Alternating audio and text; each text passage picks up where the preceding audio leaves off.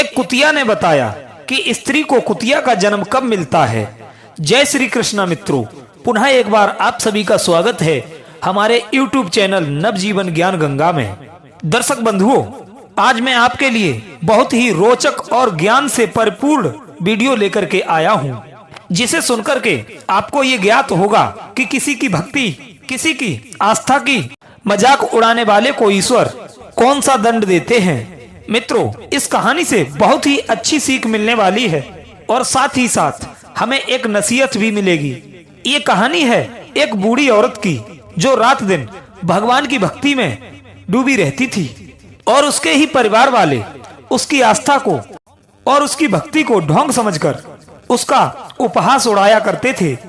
मित्रों, आपसे निवेदन है कि वीडियो को अंत तक जरूर सुनें। आइए अब कहानी शुरू करते हैं। उससे पहले जो भाई बंधु हमारे चैनल पर नए मेहमान दर्शक बनकर के आए हैं, उनसे निवेदन है चैनल को सब्सक्राइब अवश्य कर लें। मित्रों, पुराने समय की बात है, एक ब्राह्मण था देव शर्मा। देव शर्मा बहुत ही धार्मिक और पूजा पाठ में रुचि रखने वाला था। वो प्रतिदिन गंगा स्नान करने के लिए जाया करता था। एक दिन देव शर्मा जैसे ही गंगा स्नान करने के बाद किनारे पर आता है तो उसे गंगा के किनारे पर एक कुतिया बैठी मिल जाती है। वो कुतिया देव शर्मा से कहती है, हे ब्राह्मण देवता, मैं एक अधम योनि की प्राणी हूँ। मेरे पूर्व जन्म के कुछ कुकर्मों के कारण मुझे कुतिया का शरीर मिला है। मुझे इस शरीर में बहुत ही कष्ट भोगने पड़ रहे हैं। यदि आप मुझे अपना एक दिन का पुण्य अर्पण कर देते हैं और मेरे ऊपर गंगा जल छोड़ देते हैं तो मेरा उद्धार हो जाएगा। मैं हमेशा हमेशा के लिए इस निंदनीय और घृणित शरीर से छूट जाऊंगी। हे महान भव, मुझ पर एक ये उपकार कर दो। मित्रों, एक कुतिया को मनुष्यों की तरह बोलते हुए देखकर देव शर्मा बहुत ही अचंभित हो जाता है। देव शर्मा पूछने लगा, भीरू, क्या मैं जान सकता हूँ कि तुम इस निंदनीय शरीर में कैसे आई हो? विधाता ने तुम्हें किस पाप के कारण कुतिया बना करके भेजा है? तुमने ऐसा कौन सा पाप कर दिया था जो तुम्हें कुतिया का शरीर मिला है? दर्शक बंधुओं, उसके बाद वो कुतिया अपने जीवन की पूरी कहानी सुनाती है और वो ये भी बताती है कि स्त्री को कुतिया की योनि कब और कैसे मिलती है। देव शर्मा कहने लगा, हाँ हाँ भीरू, मुझे ये अवश्य बताएं कि स्त्री को कुतिया कब बनना पड़ता है। तब कुतिया एक कहानी के माध्यम से देव शर्मा को समझाती है और कहती है, हे ब्राह्मण देवता, बड़े ध्यान पूर्वक सुनना कि मनुष्य अधम योनियों में क्यों गिरता है। तब कुतिया उन ब्राह्मण को एक कहानी सुनाना शुरू करती है। कहती है, किसी नगर में अपने 3 बेटों के साथ एक बूढ़ी माँ रहती थी। बूढ़ी माँ के 3 बेटों का विवाह हो चुका था। तीनों बेटों की बहुएं घर में आ चुकी थीं। बूढ़ी माँ बहुत ही धार्मिक प्रवृत्ति की थी। अधिकतर उनका पूरा समय पूजा पाठ, भजन और कीर्तन में बीतता था। वो साधु संतों के उपदेश सुनती थी और प्रतिदिन गंगा स्नान करने के लिए जाती थी। खासकर जब कार्तिक का महीना आता था तो वे व्रत और उपवास रखा करती थी। बूढ़ी माता का अधिकतर समय माता लक्ष्मी जी और भगवान विष्णु के पूजा पाठ में बीतता था। बूढ़ी माँ प्रतिदिन दही और मिश्री और तुलसी दल का भोग लगाती थी और उसके बाद प्रसाद अपने पूरे मोहल्ले में बांट दिया करती थी। गांव वाले सभी उन्हें पुजारी अम्मा कहकर के बुलाते थे। बूढ़ी माँ का एक नियम था, वो कार्तिक के महीने में प्रतिदिन गंगा स्नान के लिए जाती थी और अनेकों प्रकार के भोग बना करके भगवान के लिए चढ़ाती थी। कभी कोई संत महात्मा मिल जाते तो उन्हें अपने घर बुला लाती थी और उनसे उपदेश लेती थी। कभी घर में हवन तो कभी कीर्तन, कभी प्रसाद का वितरण, कार्यक्रम हमेशा चलता ही रहता था। बूढ़ी माँ के इस व्यवहार से उनकी तीनों बहुएं और बेटा उनसे बहुत नाराज रहते थे और उनकी पूजा आराधना को लेकर हमेशा उनका मजाक उड़ाया करते थे। बूढ़ी माँ जो प्रसाद दिया करती थी उसे भी वो खाने से मना कर देते थे। वो कहते थे कि इसमें तुलसी के पत्ते हैं, हम ये नहीं खा सकते। ये बुढ़िया पूरे दिन ऐसा ही दिखावा करती रहती है। मित्रों, ये सब सुनकर बूढ़ी माँ बहुत ही दुखी हो जाती थी, लेकिन वो चुपचाप अपनी पूजा में ध्यान लगाए रहती थी। बूढ़ी माँ के जो पति थे वो काफी समय पहले इस संसार को छोड़ के जा चुके थे, इसलिए वो अकेली थी। उनके बेटे भी अपनी पत्नियों के कहने में उनसे दूर रहा करते थे। अब तो वे केवल पूजा पाठ में अपना ध्यान लगाकर अपना समय बिताती थीं। लेकिन उनकी तीनों बहुओं को ये सब बहुत बुरा लगता था। वे सोचती थी कि हमारी ये सास सारे दिन पूजा पाठ में लगी रहती है, अनाप शनाप खर्च करती रहती है, कभी ब्राह्मणों को तो कभी साधु संतों को बुलाकर ले आती है, दान पुण्य करती रहती है, बिना मतलब के कर्म करती रहती है। यदि ये मर जाए तो कितना अच्छा हो जाए। जितना पैसा ये पूजा पाठ के नाम पर उड़ा देती है और व्यर्थ के कामों में खर्च कर देती है, उतने पैसों से हमारे शौक मौज पूरे हो जाएंगे। हमारे पति काम कर कर के परेशान हैं। ये कभी किसी साधु को घर में बुला लाती हैं, कभी उसे दान करती हैं, कभी स्वादिष्ट भोजन बना करके खिलाती हैं। बूढ़ी माँ के इन्हीं कर्मों से उनकी तीनों बहुएं उन पे किलसती रहती थीं।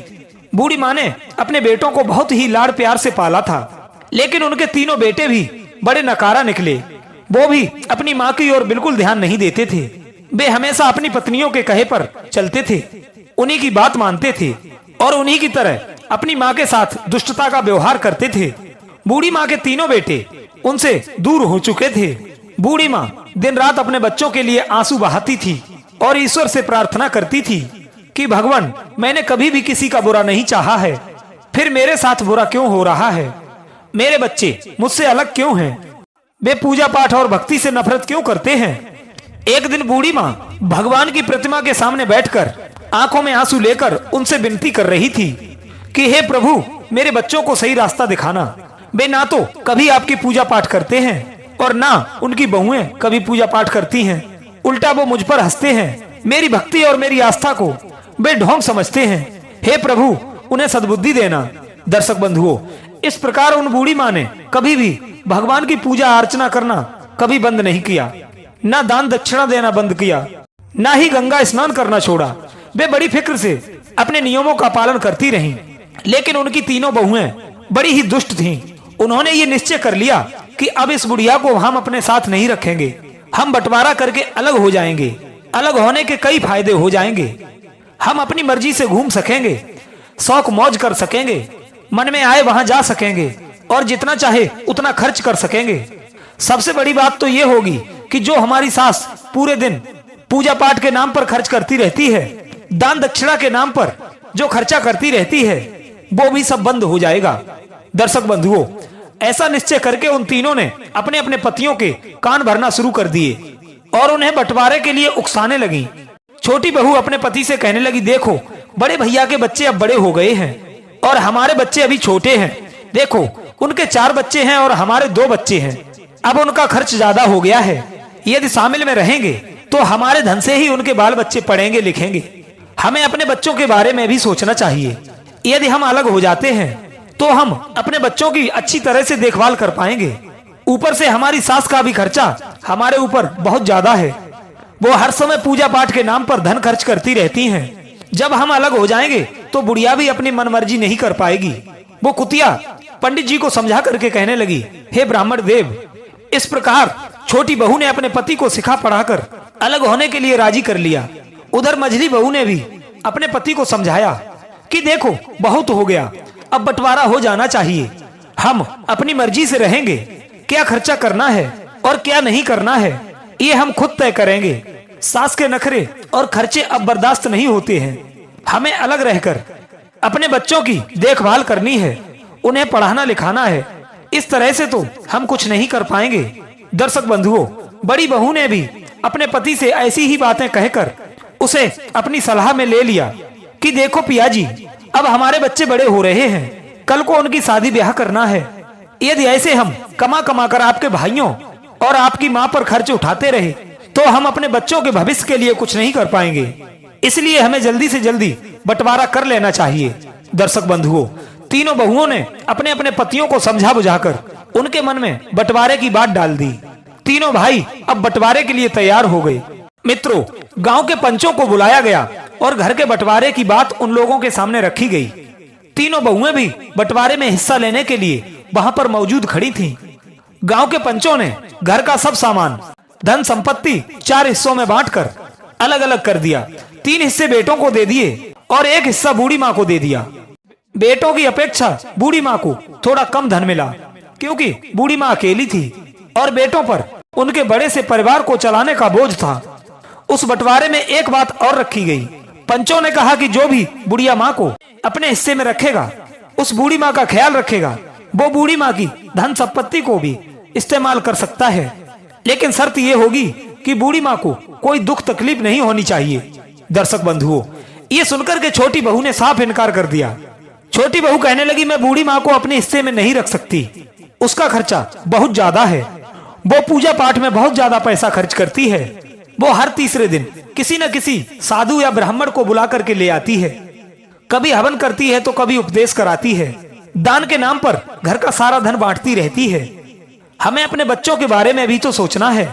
दर्शक बंधुओं, इस प्रकार मझली बहू ने भी मना कर दिया कि मैं भी बुढ़िया माँ को अपने हिस्से में नहीं रख सकती, वो हमें कभी पसंद नहीं करती है और हमें भी उसकी जरूरत नहीं है। मित्रों, बड़ी बहू ने भी वही जवाब दिया, मैं भी बुढ़िया माँ को अपने हिस्से में नहीं रख सकती, हमें हमारे बच्चों का भविष्य देखना है और उनके लिए हमें बंटवारा करना ही पड़ेगा। दर्शक बंधुओं, जब तीनों बेटों और बहुओं ने अपनी मनसा साफ कर दी, उस बूढ़ी माँ को रखने से मना कर दिया, तो बूढ़ी माँ अकेली रह गई। सारे पंच लोग उनका फैसला और बंटवारा करके चले गए। मित्रों, जब बंटवारा हो गया तो तीनों बहुओं ने अपने अपने हिस्से का सामान, धन संपत्ति अपने अपने घरों में ले जाकर के रख ली और वे बड़ी खुशी के साथ रहने लगी। तीनों बहुओं और बेटों ने बूढ़ी माँ को देखना बंद कर दिया था। बूढ़ी माँ भूखी है, प्यासी है, बीमार है, उन्हें इस बात से कोई मतलब नहीं था। वे तीनों अपनी अपनी दुनिया में मगन थे। इधर जब बूढ़ी माँ के बेटों ने उनका हालचाल लेना बंद कर दिया तो बूढ़ी माँ अकेली हो गई। कुतिया कहने लगी, हे मानभव, ये तो आप भली भांति जानते हो कि बुढ़ापा अकेले होने पर और बड़ा दुखदाई हो जाता है, बहुत कष्टदायी हो जाता है। बूढ़ी माँ रोजाना भगवान के आगे बैठ करके प्रार्थना करती थी कि हे भगवान, ऐसी औलाद किसी को मत देना जो बुढ़ापे पर अपने माता पिता को अलग रहने पर मजबूर कर दे। दर्शक बंधुओं, बूढ़ी माँ को उनके हिस्से में एक झोपड़ी मिली थी। वे उसी झोपड़ी में रहने लगी, लेकिन उन्होंने अपना नियम नहीं छोड़ा था। वे रोजाना सुबह जल्दी उठकर गंगा स्नान करने के लिए जाती थी और भगवान विष्णु और माता लक्ष्मी की पूजा किया करती थी। पहले की तरह ही वे भोग बनाकर रोजाना भगवान पर चढ़ाती थी और फिर मोहल्ले पड़ोस में जा करके बांट दिया करती थी। लेकिन बूढ़ी माँ अब बिल्कुल अकेली हो चुकी थी। उनके तीनों बेटों ने उनसे मुंह मोड़ लिया था। उनकी बहुओं ने उन्हें घर से बाहर निकाल दिया था। वे रोजाना भगवान से प्रार्थना करती थीं, हे भगवान, मुझे इस दुख से छुटकारा दिला दो, मेरे बच्चों का भला करो और उन्हें सही रास्ता दिखाओ। मित्रों, बूढ़ी माँ के पास जो थोड़ा आटा दाल चावल था, वे उसी से काम चलाती थीं। सोचती थीं कि अब मुझे अपनी ये जिंदगी इसी प्रकार से गुजारनी पड़ेगी। मेरे बच्चों ने तो मुझे छोड़ दिया है, लेकिन मैं भगवान की भक्ति नहीं छोड़ूंगी, उसकी भक्ति में कोई कमी नहीं आने दूंगी। बूढ़ी माँ पहले की तरह बड़ी रुचि से भगवान की पूजा अर्चना करती थीं। हर रोज भगवान का पूजन तुलसी के पत्तों से किया करती थीं और पड़ोसियों को प्रसाद बांटती थीं। एक दिन जब बूढ़ी माँ झोपड़ी में बैठ करके रो रही थीं, दर्शक बंधुओं, एक बात हमेशा ध्यान रखना कि जिसके 3 बेटे हों और कोई भी उसे देखने ना आए तो फिर उसका रोना ही बनता है। बूढ़ी माँ अपनी झोपड़ी में बैठी हुई रो रही थी। तभी एक युवक आता है। उसने दरवाजा खटखटाया। बुढ़िया ने दरवाजा खोला। उसने देखा कि एक 17-18 साल का हष्ट-पुष्ट युवक द्वार पर खड़ा है। वो युवक बड़ा ही अद्भुत था। उसके चेहरे पर दिव्य अलौकिक तेज था। उसने कहा, हे अम्मा जी, आप मुझे पहचानती नहीं हो, लेकिन मैं आपको अच्छी तरीके से जानता हूँ। मैं आपके मायके से आया हूँ। मेरा नाम गोपाल है। मेरे पिता ने मुझे आपकी मदद के लिए भेजा है। मैंने सुना था कि आप बिल्कुल अकेली रह रही हो, आपकी कोई मदद करने वाला नहीं है, तो मैं चला आया आपकी मदद करने के लिए। गोपाल की बात सुनकर के बूढ़ी माँ ने बड़े आश्चर्यपूर्वक पूछा, हे बेटा, क्या तुम सच में मेरे मायके से आए हो? मैंने तो तुम्हें वहां कभी नहीं देखा। गोपाल मुस्कुराते हुए बोले, माँ जी, आप देखती कैसे? जब आप जाती थी तो उस समय मैं बहुत छोटा था। मैं आपके भाई का पोता हूँ। हमें खबर मिली है कि आपके बेटों ने आपको घर से बाहर निकाल दिया है, इसीलिए मेरे पिताजी ने मुझे आपकी मदद करने के लिए भेजा है। दर्शक बंधुओं, ये सुनकर बूढ़ी माँ की आंखों में आंसू आ जाते हैं। उसने गोपाल को अंदर बुलाया और उसे बैठने के लिए कहा। उसने पानी का गिलास और थोड़ा सा गुड़ गोपाल को खाने के लिए दिया। गोपाल ने गुड़ खाया और पानी पिया। फिर उसने अपनी थैली से कुछ खाने का सामान कपड़े और दवाइयाँ निकाली। उसने कहा, अम्मा जी, ये सामान मैं आपके लिए लाया हूँ, आप भूखी कभी मत रहना, हम रोज आपको खाना पहुँचा दिया करेंगे। गोपाल ने बूढ़ी माँ को अपने हाथों से खाना खिलाया। बूढ़ी माँ उसे खूब आशीर्वाद देती हैं और कहती हैं, बेटे, तुमने मेरी पीड़ा को समझा है और मेरा अकेलापन दूर किया है। मैं भगवान से प्रार्थना करूंगी कि वो आपको खूब तरक्की दे, तुम्हारे जीवन में खुशियां ही खुशियां हो और सुख समृद्धि कभी भी तुम्हारे जीवन से खत्म ना हो। बूढ़ी माँ को खाना खिलाकर और उनकी सेवा करके और बूढ़ी माँ से विदा लेकर गोपाल वहां से चला जाता है। बूढ़ी माँ भगवान का लाख लाख शुक्र मनाने लगती है कि हे प्रभु, सचमुच तुमने मेरी पीड़ा को समझ लिया है। अब मैं भूखी नहीं रहूंगी। मेरी सेवा करने के लिए तुमने मेरे पास गोपाल भेज दिया है। मेरे अपनों ने मुझे छोड़ दिया, लेकिन तुमने मेरे मायके से गोपाल को भेज दिया है। मित्रों, अब तो बूढ़ी माँ को रोजाना खाना मिल जाता था। वो पहले की तरह ही भोग बना करके भगवान को चढ़ाती थी और गांव और मोहल्ले में प्रसाद बांटती थी। लेकिन मित्रों, उसकी तीनों बहुएं बुढ़िया की ये हरकतें देख देख कर मन ही मन जलती रहती थीं। बुढ़िया का सुकून और शांति उन तीनों से हजम नहीं हो रही थी। वो सोचती थी, ये बुढ़िया आखिर कहाँ से इतना खाना ला रही है? इसके पास तो कोई कमाने वाला भी नहीं है, फिर ये इतना तंदुरुस्त कैसे होती जा रही है? तीनों बहुएं बूढ़ी माँ की सेहत देख करके बहुत जलती थीं और वो आपस में विचार कर रही थीं, बहन, हमने इसे इसीलिए जल्दी अलग किया था ताकि ये भूखी प्यासी रह रहकर जल्दी मर जाए और इसके हिस्से का धन जल्दी से जल्दी हमें मिल जाए। लेकिन मरने की बजाय ये बुढ़िया तो मोटी और तंदुरुस्त होती जा रही है। दर्शक बंधुओं, आपको बता दूं कि कुछ लोग ऐसे होते हैं जो आपको सुख चैन में देखकर अपना सुख चैन नष्ट कर देते हैं। एक दिन तीनों बहुओं ने विचार किया कि हम इस बुढ़िया की झोपड़ी में जाकर इस बात का पता लगाएंगे कि ये बुढ़िया क्या खाती है और क्या करती है, ये इतनी तंदुरुस्त कैसे होती जा रही है। मित्रों, उन तीनों ने वही किया। अगले दिन जब बूढ़ी माँ गंगा स्नान करने के लिए चली गई तो सुबह सुबह वो तीनों बहुएं बूढ़ी माँ की झोपड़ी में जाती हैं। झोपड़ी में जाकर के उन तीनों ने देखा कि बूढ़ी माँ की झोपड़ी में खाने पीने का सारा सामान मौजूद था। आटा, दाल चावल, मिर्च मसाला, मेवा मिष्ठान सब बहुत मात्रा में वहां पर मौजूद थे। बूढ़ी माँ की झोपड़ी में ये सब देख करके वो तीनों बहुएं चौंक जाती हैं। वे सोचने लगी, इसीलिए बुढ़िया बुढ़ापे में तंगड़ी तंदुरुस्त होती जा रही है। हम तो सोच रहे थे कि बुढ़िया भूखी मर रही होगी, लेकिन इसकी झोपड़ी में तो खाने पीने की सैकड़ों चीजें मौजूद हैं। ये इतनी चालाक निकलेगी, ये हमें नहीं पता था। दर्शक बंधुओं, वे तीनों यही सब सोच रही थी। इतने में बड़ी बहू कहने लगी, अरे अरे रुको, इस कमबख्त बुढ़िया ने ये इतना सामान जरूर मेरे घर से चुराया होगा। हम पूरे दिन काम में लगे रहते हैं और ये हमारे घर से चोरी करके अपना घर भरती रहती है। अब तो इसे सबक सिखाना ही पड़ेगा। मझली बहू कहने लगी, हाँ हाँ, हमें इसे मजा चखाना ही चाहिए। छोटी बहू भी सहमत होकर के बोली, सही कहा बहन तुमने, हमें कुछ करना ही होगा। इस प्रकार वे तीनों बहुएं बूढ़ी माँ की झोपड़ी से सारा खाने पीने का सामान अपनी अपनी झोलियों में भर के अपने अपने घर को ले जाने लगती हैं। तभी उन्होंने देखा कि उस खाने पीने के सारे सामान में तुलसी के पत्ते मिले हुए थे। तीनों बहुओं ने गुस्से में आकर वे तुलसी के पत्ते निकाले और उन्हें नाली में फेंक दिया। मित्रों, तभी एक अजीब घटना घटने लगती है। तभी तीनों बहुओं ने देखा कि उनके हाथ पैर धीरे धीरे कुत्ते के पंजों में बदलने लगते हैं। ये देखकर वे डर जाती हैं और चिल्लाने लगती हैं, लेकिन उनकी मदद के लिए वहां पर कोई नहीं आया। कुछ ही पलों में वे तीनों बहुएं कुतिया के रूप में बदल जाती हैं। दर्शक बंधुओं, ये देखकर पूरे गांव में हड़कंप मच जाता है। उनके बच्चों ने व पतियों ने उन्हें जब देखा तो वो भी बड़े हैरान रह गए। बच्चे चिल्लाने लगे कि पिताजी देखो, मम्मी को क्या हो गया है। तीनों बहुओं के पति ये बात समझ नहीं पा रहे थे कि ये सब कैसे हो गया। वो सोचने के लिए मजबूर थे कि इन तीनों कुतियों को अब घर में रखें या घर से बाहर भगाएं, लेकिन वे घर छोड़ने के लिए तैयार नहीं थीं।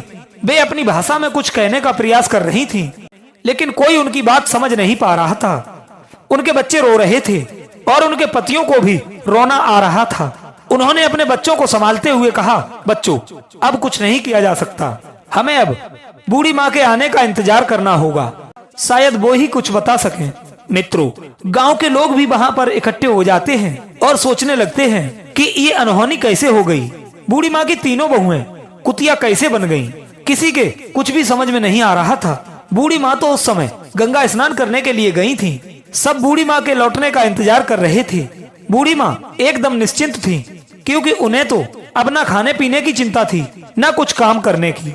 उनके लिए सारी व्यवस्था गोपाल कर जाया करता था।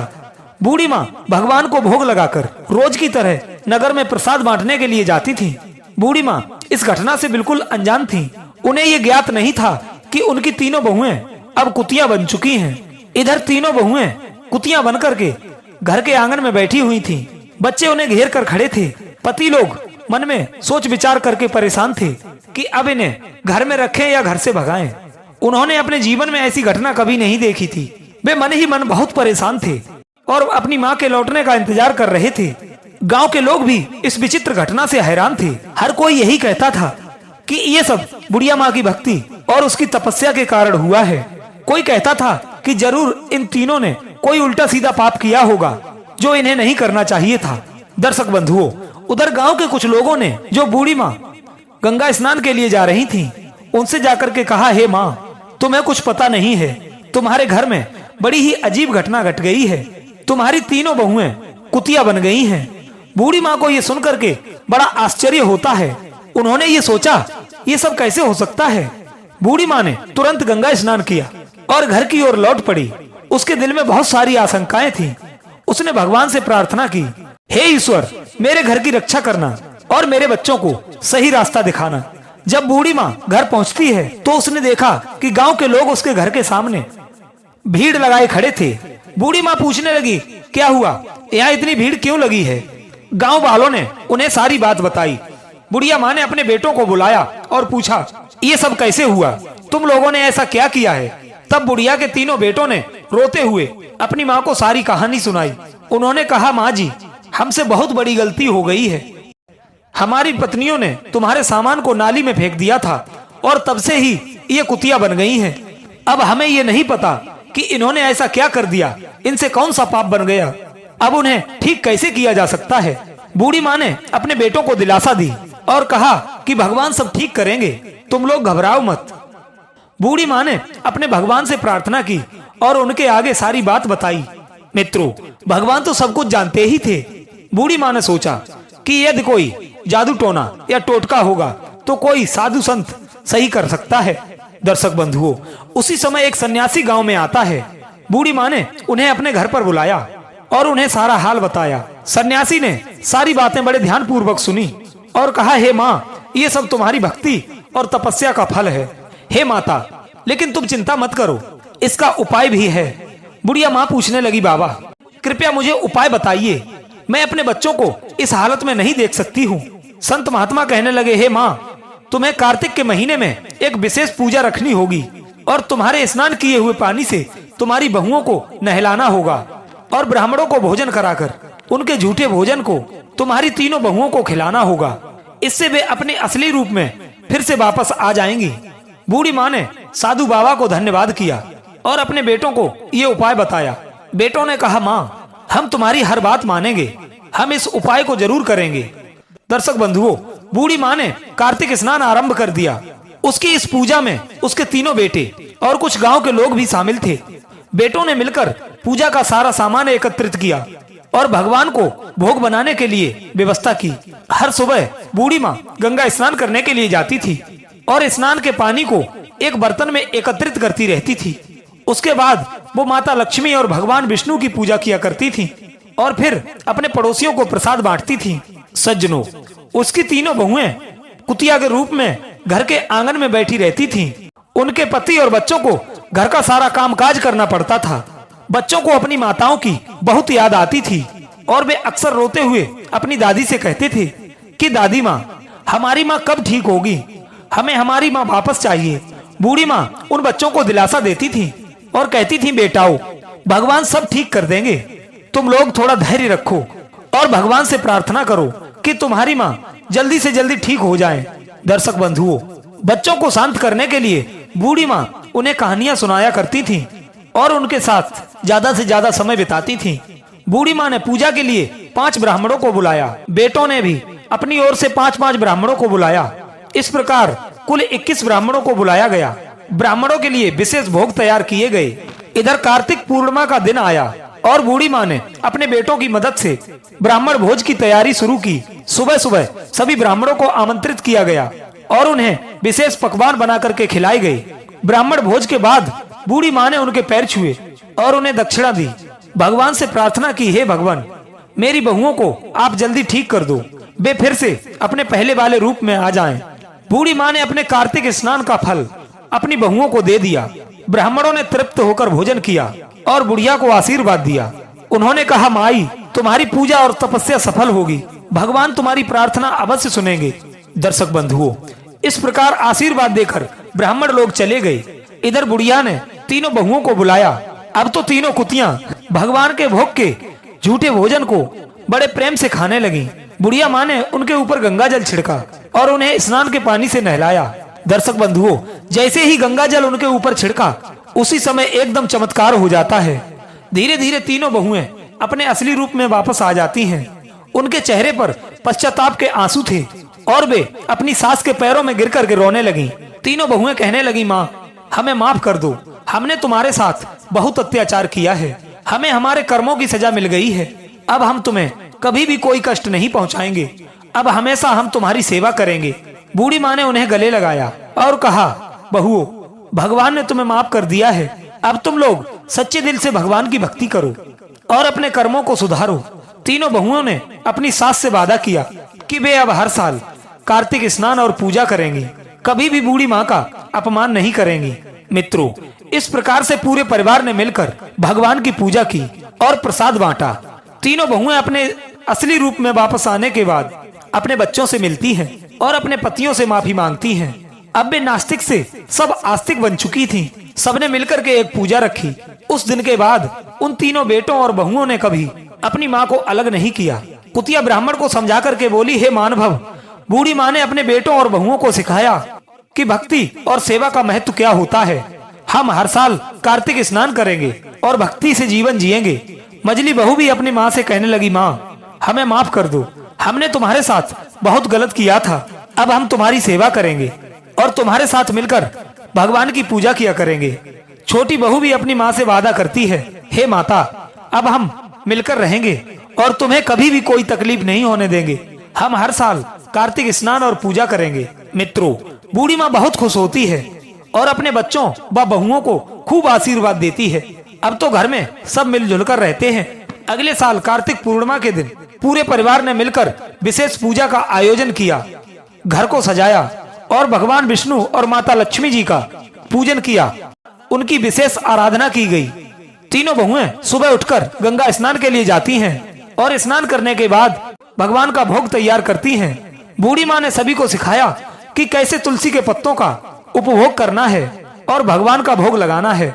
बूढ़ी माँ ने कहा, तुलसी के पत्तों में दिव्य शक्ति हुआ करती है और भगवान को ये बहुत ही प्रिय होते हैं। हमें सच्चे मन से तुलसी की पूजा करनी चाहिए और तुलसी का कभी अनादर नहीं करना चाहिए। तुलसी माता भगवान को बहुत प्रिय होती हैं। सोचो, जिस तुलसी को वे अपने मस्तक पर बैठा कर रखते हैं, वो उसे कीचड़ में कैसे देख सकते हैं। भगवान की कृपा से अब परिवार में सुख और समृद्धि आ चुकी थी। तीनों भाइयों का व्यापार अच्छा चलने लगा था और घर में खुशियों का माहौल था। अब तीनों बहुएं भी अपनी सास की सेवा में लगी रहती थीं और हर काम में उनकी मदद करती थीं। तीनों भाइयों ने भी अपनी माँ से वादा किया कि वे अब कभी भी उसे अकेला नहीं छोड़ेंगे और हमेशा उसकी सेवा करेंगे। उधर कुतिया देव शर्मा को समझा करके बोली, हे ब्राह्मण देव, जो इस प्रकार के कर्म करता है, भगवान को भोग लगाने की सामग्री को अपवित्र करता है और भगवान के भक्तों का अपमान करता है, उनका उपहास करता है, उनकी हंसी उड़ाता है, उनके पूजा पाठ को ढोंग समझता है, जो भगवान के भोग को अपमानित करके नाले में गिराता है या उसे पैरों से कुचलता है, वो कुत्ता या कुतिया ही बनता है। देव शर्मा कहने लगे, हे भीरू, तुम्हारा क्या अपराध था जो तुम्हें कुतिया बनना पड़ा। तब वो कहने लगी, हे ब्राह्मण देव, उसने पूर्व जन्म में अपने पति का अनादर किया था। वो पति के रहते पर पुरुषों से भोग विलास किया करती थी, बात बात पर पति पर गुस्सा और उसका अपमान करती थी, हमेशा दूसरों के घर बैठना उठना करती थी। उसने अपने जीवन में कई पुरुषों के साथ समागम किया था, इसीलिए उसे ये निंदित और असहनीय दुख भोगने वाले योनि प्राप्त हुई है। कुतिया कहने लगी, हे ब्राह्मण देव, मैंने कभी पूजा पाठ नहीं किया है, न कभी गंगा स्नान किया। उल्टा ऐसे भक्त लोगों से मैं चिढ़ती थी और उनकी हंसी बनाती थी। यदि आप हमें अपने एक दिन के गंगा स्नान का पुण्य दे देंगे और मुझे गंगा जल से स्नान करा दोगे तो मैं समस्त पापों से छूट जाऊंगी और मेरा उद्धार हो जाएगा। दर्शक बंधुओं, कुतिया की ये बात सुनने के बाद देव शर्मा ने फौरन अपने एक दिन के पुण्य उस कुतिया को दे दिए और उसे गंगा जल से स्नान कराया। देखते ही देखते वो कुतिया एक सुंदर अप्सरा के रूप में बदल गई। दिव्य देह पाकर के वो भगवान के धाम को चली जाती है। दर्शक बंधुओं, इस कहानी से सीखने वाली बात यह है कि हमें कभी भी किसी के पूजा पाठ पर, किसी के धार्मिक होने पर टीका टिप्पणी नहीं करनी चाहिए, ना उसके कभी किसी देवी देवता का और पूजा पाठ का अपमान करना चाहिए। दूसरी बात, माँ बाप के वृद्ध होने पर उन्हें कभी भी अपने से अलग नहीं करना चाहिए। भगवान पर चढ़ाई गई प्रसादी को कभी पैरों से नहीं मसलना चाहिए, अन्यथा परमात्मा के क्रोध का भाजन बनना पड़ता है। दर्शक बंधुओं, एक बात को हमेशा याद रखना कि परमात्मा की लाठी ऐसी पड़ती है कि जो दिखती भी नहीं है और चोट भी बहुत पहुंचाती है।